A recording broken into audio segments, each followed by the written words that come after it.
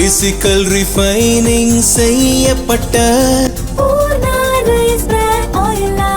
SKM Poorna rice bran oil. சுபமுகூர்த்த பட்டுச் சேலைகளின் மாளிகை திலகராஜ் டெக்ஸ்டைல்ஸ் சிவகாசி. விருதுநகர் மாவட்டத்திலே மிக பிரம்மாண்டமான ஜவுளி சாம்ராஜ்யம் நாம சிவகாசி திலகராஜ் டெக்ஸ்டைல்ஸ் தான். நடைமுறையில் இருக்கார் அப்படின்றது it's not just an verdict or an or just a result. It's a statement. It's a message.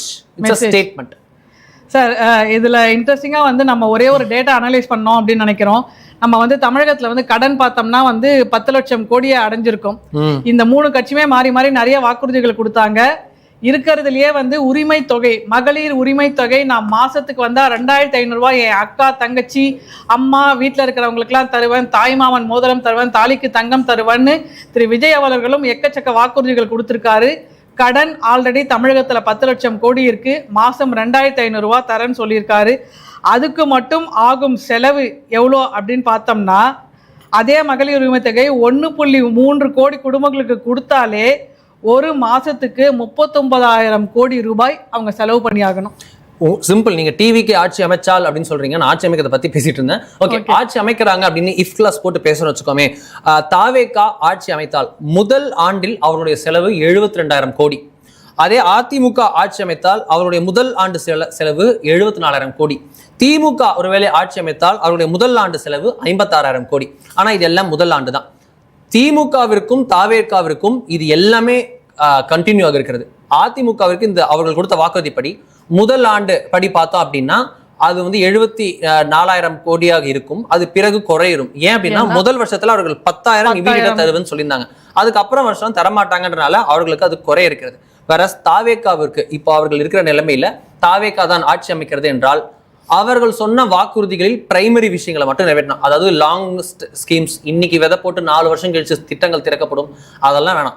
இமீடியட்டா செய்ய முடியும் அப்படின்னு இருக்கக்கூடிய திட்டங்கள், அதற்கு ஏற்ப இருக்கக்கூடிய அவர்கள் கொடுத்த வாக்குறுதிகள், அதை செய்தால் முதல் ஆண்டிலேயே தமிழக கஜானாவிற்கு கூடுதல் சுமையாக 72,000 கோடி ரூபாய் ஏற்படும் அப்படின்றதுதான் வித்தியாசமாக இருக்கிறது. திண்டிவனம் தொகுதியில விசிக வேட்பாளர் 620 விசிக வேட்பாளர் வன்னியரசு போட்டிடுறாரு. வெறும் இவ்வளோ ரவுண்ட்ஸ் கடந்ததுக்கு அப்புறமாவும் பாத்தீங்கன்னா 620. இதன் மூலம் ஒரு முக்கியமான இதுல மெசேஜும் இருக்கிறது. விசிக லீட் செய்வது 2 சீட்டு. அந்த 2 சீட்ல ஒண்ணு வந்து வன்னியரசு அப்படின்னா வன்னியரசு டெட் அகைன்ஸ்ட் டிவிகே அப்படின்றத பார்த்து வருகிறோம். அவர் திமுக ஆதரவு நிலைப்பாட்டில் இருப்பவராக விசிகாவுக்குள்ளே முன்னுறுப்பு இருக்கிறது. திரு ஆதவர்ஜுனா போன்றவர்கள்லாம் டெட் அகைன்ஸ்ட் அப்படின்றத பாக்குறோம். அப்படி இருக்க ஆதவர்ஜுனா இவங்க ரைவல்ரில இந்த இடத்துல இருக்கும்போது வன்னியரசு அவர்கள் இந்த 2 எம்எல்ஏல ஒரு எம்எல்ஏ வன்னியரசு அப்படின்னா அவர் நிச்சயமாக இதுல வந்து தாவேக ஆதரவு நிலைப்பாட்டை எடுப்பாரான்னா பெரும் கேள்விக்குறிதான் இருக்கு அந்த இடத்துல. சென்னை 16 தொகுதியில வந்து தாவேகா பெற்றிருக்கக்கூடிய வாக்கு சதவிகிதம் அப்படின்னு பார்த்தோம்னா 46.2% பெற்றிருக்காங்க. திமுக 33%, அதிமுக 17%. இது சென்னையில மட்டும். ஸோ சென்னையில் மட்டும் தாவேகா வந்து 14 இடங்களில் லீடிங்கில் இருக்காங்க. அதில் அவங்க பெற்றிருக்கக்கூடிய வாக்கு சதவிகிதம் 46.2. ஸோ சென்னை வந்து ரொம்ப கிளியராக திமுகவோட கோட்டை அப்படின்னு இன்னும் அடுத்து எப்போ சொல்லுவோம் அப்படின்னு தெரியல. ஏன்னா 33% அவங்க வாங்கியிருக்காங்க. 1-2 வாக்கு வித்தியாசம் இல்லை, இவங்க 46. ஸோ கிட்டத்தட்ட 13% வாக்கு வித்தியாசம். தாவேகா வந்து 14 இடத்துல லீடிங்கில் இருக்காங்க.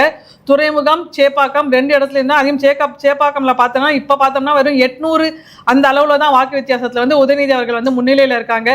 சென்னையை தகர்த்து ஒரு புரட்சி செஞ்சிருக்காங்க அப்படின்னு சொல்லலாம் நம்ம தாவேகா வந்து. எஸ், இது முக்கியமான விஷயம். நேற்றும் முந்தா நாளும் நம்ம பேசினது, நம்ம ஆசிரியர் பேசினது, இருமுனை களம் உடைகிறதா அப்படின்னா உடைஞ்சிருச்சு அப்படின்றதுதான் பெஸ்ட் எக்ஸாம்பிள். எப்படி உடைஞ்சிருக்கு அப்படின்னா செங்குத்தா உடைஞ்சிருக்கு.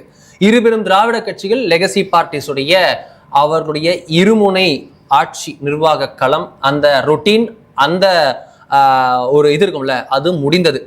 தாவேகா இம்முறை ஆட்சியை அமைக்கிறது. இம்முறை அவர்கள் தலைமையில் ஒரு கூட்டணி அரசாங்கம் அமைவதற்கு தான் அதிக வாய்ப்பு இருக்கிறது. இப்போ இதன் மூலம் ஒன்னே ஒன்று தெளிவாகிறது, அதிமுக திமுக இல்லாத ஆட்சி 1967க்கு பிறகு முதல் முறையாக நடக்க இருக்கிறது. சரி, இப்போ கூட்டணி ஆட்சி அப்படின்னு சொல்லியிருக்கீங்க, அவங்களுக்கு வந்து மற்ற கட்சியோட ஆதரவு தேவை. ஸோ ரொம்ப நாளாக காங்கிரஸ் எதிர்பார்த்துட்டு இருந்த அந்த ஆட்சி அதிகாரத்தில் பங்கு அவங்களுக்கு அமைய வாய்ப்பு இருந்துக்கா? அப்படி திமுகலேருந்து காங்கிரஸ் போயிடுச்சுன்னா எதிர்கட்சி அந்தஸ்தையும் திமுக இழந்துரும்ல? எதிர்கட்சி அந்தஸ்து எப்படியும் எழுந்ததுதான். அது இழக்கிறது இதுல எவ்வளவு இறக்கும் அப்படின்னு இழக்கும் அப்படின்னு தெரியல.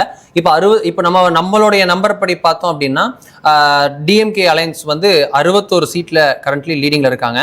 ஆனா 61 சீட்ல லீடிங் அப்படின்னா அது வந்து காங்கிரஸ் இருக்காங்க 61 பிளஸ் அதான் 55னா அது 55 வந்து உங்களுக்கு எதிர்கட்சி அந்தஸ்து போகும் அப்படின்லாம் இல்ல. எதிர்கட்சி அந்தஸ்து உங்களுக்கு ஏடிஎம்கே எவ்வளவுன்றத பொறுத்தது இருக்கு.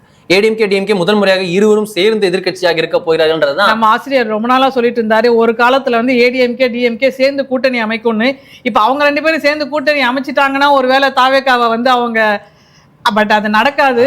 ஒரு அது நடக்காது, இமீடியட்டா நடக்காது, ஃபியூச்சர்ல நடக்கதான் இருக்கிறது. அதிமுக திமுக கூட்டணி என்பது இப்போ இல்ல, ஃபியூச்சர்ல கண்டிப்பா நடக்கதான் இருக்குது. அது இன்றைய தாவேக்காவோட எழுச்சிக்கோ இல்ல நாளையோ அடுத்த எலெக்ஷனோ அதுக்கு அடுத்த எலெக்ஷனோ என்னைக்கு ஒரு நாள் பாஜக எழுந்திருக்கும் போதோ கண்டிப்பா இந்த அதிமுக திமுக கூட்டணி நிச்சயம் அமையதான் இருக்குது. இமீடியட் எலெக்ஷன் இப்போ கிடையாது, 2031ல மேபி இருக்குதான்றதை பார்க்கணும். பட் இப்போ இருக்கிற நம்பர்ஸ் படி பார்த்தோம்னா 104 சீட்ல டிவிகே வந்து கரண்ட்லி லீடிங். சாத்தூர்ல திரும்பவும் திரு நயினார் அவர்கள் முன்னிலை பெற்றிருக்கார். போடி நாயக்கனூர்ல ஓ பன்னீர்செல்வம் திமுக உதயசூரியன்ல போட்டியிடுற ஓ பன்னீர்செல்வம் பின்னடைவை சந்திச்சிருக்கார். அங்க வந்து தாவேகா வந்து முன்னிலை பெற்றிருக்கு. ஓ பன்னீர்செல்வம் அவர்களுக்கு இந்த ரிசல்ட் எதிர்பார்க்கப்பட்டதன். அவர் டிஎம்கே போய் ஓ பன்னீர்செல்வம் எப்படி டிஎம்கேல நிக்கலாம் அப்படின்னும் போதே அவர் பின்னடைவை சந்திப்பாரு அப்படிங்கிறது எதிர்பார்க்கப்பட்ட ஒண்ணா சார்? எஸ், அப்படி பின்னடைவுல எதிர்பார்க்கப்பட்டதெல்லாம் இல்லை. அவர் அங்க போனா ஜெயிப்பாருன்றதுதான். ஏன்னா அவருக்குன்னு ஒரு ஹோல்டு இருக்கு. அதை தாண்டி திமுகவுக்கான ஒரு ஸ்ட்ராங் ஹோல்டு இருக்கு. தங்கத்தமிழ் செல்வனும் அங்கதான் இருக்காருன்றப்போ அவர் தான் வெல்வார்ன்றது. பட் ஆனா இந்த எலெக்ஷன்ல எது எதிர்பார்த்தது நடந்திருக்கு அப்படின்னு பாக்குறோம். டோட்டலா இட்ஸ் அவுட் ஆஃப் பேட்டர்ன். ஒரு பார்ட்டி 0ல இருந்து இப்பேற்பட்ட ரைஸ் 111 110 110 15 அப்படின்னு வந்து நிற்க முடியும் அப்படின்னா அது வந்து இட்ஸ் லிட்டரலி மிராக்கிள். தாம்பரம்ல சரத்குமார் வெற்றி அப்படிங்கிற மாதிரி அனௌன்ஸ் பண்ணியிருக்காங்க. அவர் வந்து கிட்டத்தட்ட 28,606 வாக்குகள் வந்து பெற்றிருக்காரு. கிருத்திகா தேவி அப்படிங்கிறவங்க வந்து அவங்க போட்டிட்டாங்க திமுக சார்பா. சரத்குமார் அவர்கள் வந்து 95,641 வாக்குகள் 28,606 வாக்கு வித்தியாசத்துல வெற்றி ஆல்மோஸ்ட் வெற்றி அப்படிங்கிற இதுல வந்திருக்காரு. ஸோ டிவிகே வந்து 2வது வெற்றியை பதிவு செஞ்சிருக்கு. தஞ்சாவூர்ல 1, இப்ப தாம்பரம்ல வந்து திரு சரத்குமார் அவர்கள் 3வது இடத்துல இருக்காங்க. அதிமுக அவங்க வந்து 51,000 கில்லி சரத் அப்படின்றவர் தானே? கில்லி சரத் அவர் பேர் கில்லி சரத். தாம்பரம் தொகுதியில் கில்லி சரத் முன்னிலையில் இருக்கிறார் அப்படின்னு கில்லி சரத் வெற்றி அப்படின்னு போட்டிருக்காங்க. தாம்பரம்ல கில்லி சரத் வெற்றி. கில்லியா வந்து தாம்பரம்ல வந்து அவர் வந்து ஜெயிச்சிருக்காரு. நம்ம தாவேகா வேட்பாளர்கள் பேரே நம்ம நேற்று தொகுதி வாரியா போட்டுட்டு இருக்கோம். நம்ம அடுத்த வேற விஷயம் பார்ப்போம். திருவாடானை தொகுதியில் காங்கிரஸுக்கு வந்து ஒரு முன்னிலை ஏற்பட்டிருக்கின்றது. தாவேகா வேட்பாளர் வந்து முன்னிலை பெற்றிருக்கிறார். திருவாடானையில காங்கிரஸுக்கு வந்து ஒரு சின்ன சர்க்கிள். திருவாடானையில பார்க்கிறோம் தாவேகா வேட்பாளர், திருவாடானை திமுக நினைக்கிறேன். எஸ், திருவாடானையில தாவேகா வேட்பாளர் வந்து முன்னிலையில் இருக்கிறார் அப்படின்றத பார்க்க முடிகிறது. ஸோ அங்க வந்து ஒரு பெரிய சர்ஜ் நம்மளால தெரிகிறது. திருவாடானை உள்ளிட்ட பல இடங்கள்ல வந்து அவர்கள் தாவேகா போகுது. So it's not just limited to உங்களுக்கு வந்து டீப் சவுத்தோ இல்ல சென்னை பெல்ட்டோ, இது வந்து பறந்துபட்ட எல்லா இடங்களிலும் இருக்கு அப்படின்றது நமக்கு தெரிகிறது பார்க்குறோம். உங்களுக்கு கோவை தெற்குலயும் ஒரு டைட் ரேஸ் ஒன்று போயிட்டு இருக்கு. சத்யபாமா அவர்களும் வந்து லீடிங்ல இருக்காங்க. தாவேக்கால செங்கோட்டையனோட சேர்ந்து அவங்க வந்து போனவங்க, அவங்க வந்து லீடிங்ல இருக்காங்க அப்படிங்கிறது பார்க்குறோம். அபிஷியல் விக்டரி வந்து தாவேக்காக்கு வந்திருக்கு. தாம்பரம்ல கில்லி சரத் வின் பண்ணியிருக்காரு. திராவிட மணி கூடலூர்ல திமுக வேட்பாளர் அவரும் வின் பண்ணியிருக்காரு அப்படின்னு பார்த்தோம். மேலூர்ல காங்கிரஸ் வின் பண்ணியிருக்காங்க அப்படிங்கிறதையும் பார்த்தோம். போடி நாயக்கனூர்ல இப்ப சொன்ன மாதிரி ஓபிஎஸ் பின்னடைவில் இருக்காரு. இது எல்லாமே ஒரு ரவுண்ட்ல நம்மளுக்கு மாறிக்கிட்டே இருக்குன்னு பாக்குறோம். ஒரு ரவுண்ட்ல இவங்க முன்னிலை, ஒரு ரவுண்ட்ல இவங்க முன்னிலை. அந்த வாக்கு வித்தியாசம் வந்து ரொம்ப கம்மியா இருக்கிறதுனால முன்னிலை வந்து நம்மளால கான்கிரீட் விக்டரி இன்னும் நிறைய தொகுதிகளுக்கு சொல்ல முடியல. இப்பதான் ஒரு தொகுதியா வந்து நம்மளுக்கு வந்துகிட்டு இருக்கு. உதகையில தாவேகா முன்னிலை, பாஜக பின்னடைவு. உதகையில வந்து நம்ம பாஜக முன்னிலையில தொடர்ந்து முன்னிலையில இருந்துட்டு வந்த நிலையில இப்ப முதல் முறையா அங்க வந்து பாஜக பின்னடைவு எடுத்து தாவேகா வந்து முன்னிலை அடைஞ்சிருக்கு. ஒரு ரவுண்ட்லயும் நம்மளுக்கு வந்து இந்த மாதிரி தொகுதியில் மாறிக்கிட்டு இருக்கிறதுனால டிஎம்கேவும் ஏடிஎம்கேவுமே 2வது 3வது இடத்துக்கு யார் எப்போ வருவாங்கன்னு தெரியல. பட் கிளியரா இவங்க வந்து ½ மார்க் இன்னும் போல அதை நோக்கி போய்கிட்டு இருக்காங்க. இந்த மாதிரி த்ரில்லிங் எலெக்ஷன், இந்த எலெக்ஷன் வந்து எல்லாருக்கும் ஒரு நல்ல ஒரு லெசனா இருக்கும். எல்லாருக்கும் வந்து எப்படி ஒரு எலெக்ஷன் அனலைஸ் பண்ணணும் அப்படிங்கிறது பார்க்கலாம். கூட்டணி கட்சிகள் என்ன பண்ண போறாங்கன்னு தெரியல. நம்ம பிரவீன் சாத்தூர், திருமயம், மதுராந்தகம், சங்ககிரி, செய்யூர், ஸ்ரீவைகுண்டம் உள்ளிட்ட பல தொகுதிகளில் அதிமுக கூட்டணி வெறும் 1000 வாக்குகள் வித்தியாசத்தில், 1000க்கும் குறைவான வாக்குகள் வித்தியாசத்துல லீடிங் இருக்காங்க. திரு நயினார் நாகேந்திரன் சாத்தூர்ல 1000 வாக்குக்கும் குறைவான வித்தியாசத்துல லீடிங் இருக்காரு. தலியில பாஜக வேட்பாளர் நாகேஷ்குமார் 1000க்கும் குறைவான வாக்குகள் வித்தியாசத்துல லீடிங்ல இருக்காரு பாக்குறோம். இதே போல திருமயம், மதுராந்தகம், ஸ்ரீவைகுண்டம்னு பல இடங்கள்ல அவங்க லீடிங் குறைவாக இருப்பாங்க.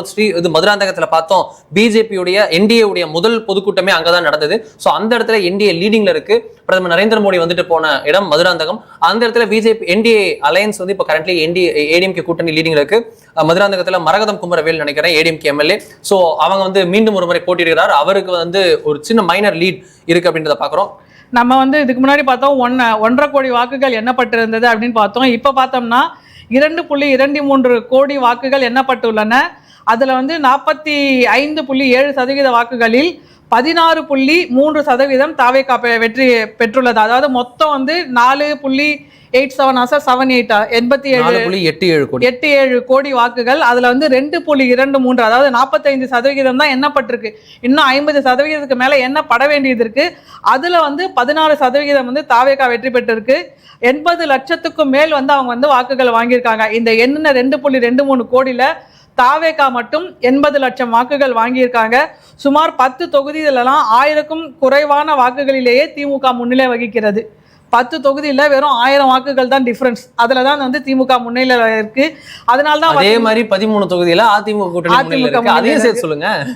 இல்ல தாவேகாவும் அந்த மாதிரி நிறைய இடத்துல 50 வாக்குகள் 100 வாக்குகள் அந்த மாதிரி முன்னிலையிலும் இருக்கு. பட் அவங்களுடைய நம்பர்ஸ் 112 1110 அப்படின்னு இருக்கு. சோ அந்த இடத்துல 10 குறைஞ்சா கூட 90. ஆனா 10 குறைய வாய்ப்பு இல்லை. இது மாதிரி லீடிங் நீங்க ஸ்டாலின் அவருடைய முன்னிலை அவர் பின்னடைவை பார்த்தோம். விஎஸ் பாபு எவ்ரி ரவுண்ட் 1000 பின்னடை இதுலயே போயிட்டு இருக்காரு. சோ அப்படி போயிட்டு இருக்கும்போது இப்போ 6000 அது பில்ட் ஆகுது. ஒரு ரவுண்ட்ல 1000 இருக்கும், அடுத்தது 1200 இருக்கும், அடுத்து 1700 இருக்கும், அது திடீர்னு 1000 ஆகும். அது ஒரு ரவுண்ட்ல இருந்தாலும் அந்த ட்ரெண்டே மாறலையே. ஒரு இடத்துல கூட திரு ஸ்டாலின் அவர்கள் முன்னிலைனே வரல. விஷயமா அவங்களுக்கு வந்து அமைச்சர் KN நேரு முன்னிலை அப்படின்ற ஒரு விஷயம் வந்திருக்கு. ஏன்னா எப்படி ஸ்டாலின் அவர்கள் பின்னடைவு அப்படிங்கிற விஷயம் வந்து யாருமே 20வது சுற்றின் முடிவில் ஸ்ரீவில்லிபுத்தூர் தொகுதியில் தாவேகா வேட்பாளர் முன்னிலை அப்படின்றது வந்திருக்கு. சிபிஐ கட்சிக்கு பின்னடைவு. அதிமுக சார்பில் சந்திரபிரபா இருக்கிறார். அங்கும் வந்து தாவேகா வேட்பாளர் கார்த்தி வந்து முன்னிலை பெறுகிறார். கம்யூனிஸ்ட் வேட்பாளர் வந்து பின்னடைவு. அதிமுக வேட்பாளர் பிரபாவும் வந்து பின்னடைவு. 58,000 வாக்குகள் வித்தியாசத்தில் ஸ்ரீவில்லிபுத்தூர்ல வந்து நம்ம தலைமை கோபுரம் இருக்குல்ல, நம்மளுடைய சின்னம், அதோட இருக்கக்கூடிய ஸ்ரீவில்லிபுத்தூர்லயே வந்து தாவேகா வந்து லீடிங்ல இருக்கு அப்படின்றத பார்க்கிறோம். கோவை வடக்குல வந்து 3வது இடத்துல இந்த பாஜக வந்து இப்ப 2வது இடத்துக்கு வந்திருக்கு. பட் இன்னமும் பாத்தீங்கன்னா அங்க தாவேகா தான் லீடிங்ல இருக்கு. 4000 ஓட்டு வித்தியாசத்துல லீடிங்ல இருக்கு. பட் இவ்வளோ நேரமா பாத்தீங்கன்னா வானதி அவர்கள் வந்து 3வது இடத்துல இருந்தாங்க. தொகுதி மாறி போட்டிடுறாங்க. 3வது இடத்துல இருந்தாங்க. அவங்க வந்து இப்ப 2வது இடத்துக்கு வந்திருக்காங்க. KN நேரு அவர்கள் முன்னிலை வகிக்கிறார் அப்படிங்கிறது திமுக வந்து கொஞ்சம் ஆறுதலான விஷயமா இருக்கும். ஏன்னா அவர்லாம் வந்து திருச்சியில் அவரோட கோட்டையா வச்சிருந்தவர்.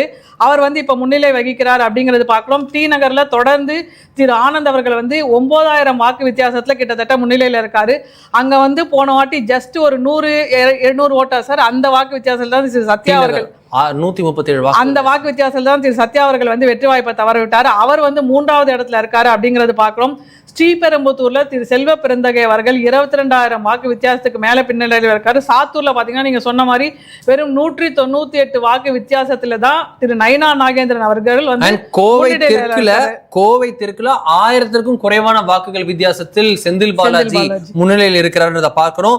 திரு வேலுமணி அவர்கள் வந்து தற்போது பார்த்தோம்னா ஒரு 9,000 வாக்குகள் வித்தியாசத்தில் 2வது இடத்தில் திமுக வேட்பாளர் முன்னிலையில் இருக்கிறார் அப்படின்றத பார்க்கிறோம். KP அன்பழகன் வந்து பாலக்கோடு தொகுதியில் ஒரு 14,000 வாக்குகள் வித்தியாசத்தில் லீடிங்ல இருக்காருன்ற பார்க்கிறோம். திண்டுக்கல்ல IP செந்தில்குமார் ஒரு 4,000 வாக்குகள் வித்தியாசத்தில் தாவேகா வேட்பாளரை பின்னுக்கு தள்ளி முன்னிலை இருக்கிறார் பார்க்கிறோம். வேப்பனஹள்ளி தொகுதியில் KP முனுசாமி 33,000 வாக்குகள் பெற்று ஒரு 3,000 லீடுல திமுக வேட்பாளர் பின்னுக்கு தள்ளி லீடிங்ல இருக்காரு அப்படின்றத பாக்குறோம். மதுரை மத்தியில யாரும் எதிர்பாராத வகையில் PTR பழனிவேல் தியாகராஜன் சுந்தர்சி இருவரையும் பின்னுக்கு தள்ளி 44,000 வாக்குகளை பெற்று ஒரு 20,000 வாக்குகள் வித்தியாசத்தில் ஒரு 15,000 வாக்குகள் வித்தியாசத்தில் முஸ்தபா லீடிங்ல இருக்காரு அப்படின்றத பார்க்கிறோம். மதுரை கிழக்குல தாவேகாவின் கார்த்திகேயன் லீடிங்ல இருக்காரு. குமாரபாளையம்ல முன்னாள் அமைச்சர் தங்கமணியை பின்னுக்கு தள்ளி தாவேகா வேட்பாளர் விஜயலட்சுமி 3,000 வாக்குகள் வித்தியாசத்தில் முன்னிலை இருக்காங்க பார்க்கிறோம். செந்தில் பாலாஜி வெறும் 856 ஓட்டு வித்தியாசத்துல தான் கோவை தெற்குல லீடிங்ல இருக்காரு. அதே போல பார்த்தோம்னா திருவண்ணாமலையில ஏவா வேலு ஒரு வழியா லீடிங் வந்து ஒரு 3000 வாக்குகள் வித்தியாசத்துல லீடிங்ல இருக்காரு. தாவேகா ஸ்லோலி கேச்சிங் அப், ரொம்ப டப்புன்னு பக்கத்துல வந்து ஒரு ஸ்லோவா இருந்தாலும் பிடிச்சிட்டாங்க. திருச்சி மேற்குல KN நேரு பழையபடி முன்னிலைக்கு வந்துட்டாரு. ஒரு 4000 வாக்கு வித்தியாசத்துல லீடிங்ல இருக்காரு அப்படின்றத பார்க்க முடியுது. அவினாசி தொகுதியில் எல் முருகனுக்கு பின்னடைவு, 2000 வாக்கு வித்தியாசத்தில் பின்னடைவில் இருக்கிறார்.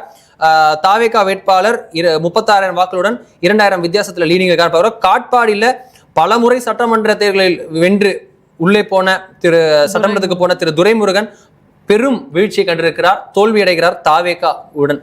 சைதாப்பேட்டையில அமைச்சர் இவர் நம்ம மா சுப்பிரமணியம் வந்து ஒரு 22,000 வாக்கு வித்தியாசத்தில் பின்னடைவில் இருக்கிறார். சார், இதுல ரொம்ப ஆச்சரியப்படுத்துற விஷயம் என்னன்னா, கோவை தெற்குல செந்தில் பாலாஜி அவர்கள் வந்து 856 வாக்கு வித்தியாசத்துல தான் வந்து முன்னிலையில இருக்காரு அப்படிங்கிற செய்தி வந்து ரொம்ப ஷாக்கிங்கா இருக்கு. நம்ம இந்த தேர்தலில் பார்த்தோம் எந்த அளவுக்கு பணப்புழக்கம்லாம் இருந்தது, 2 கட்சிகளுமே மாறி மாறி கொடுத்தாங்க. அப்போ வாங்கின பணத்தெல்லாம் மக்கள் வாங்கிட்டு யார் எங்களுக்கு வேணுமோ அவங்களுக்கு ஓட்டு போட்டிருக்காங்க அப்படிங்கிறது ரொம்ப தெளிவாக தெரியுது. திரு செந்தில் பாலாஜி அவர்கள் செயல் வீரன், அவரை வந்து செயலுக்கு பெயர் போனவர் அப்படின்னு முதல்வர் அவர்களால் பாராட்டப்பட்டவர்.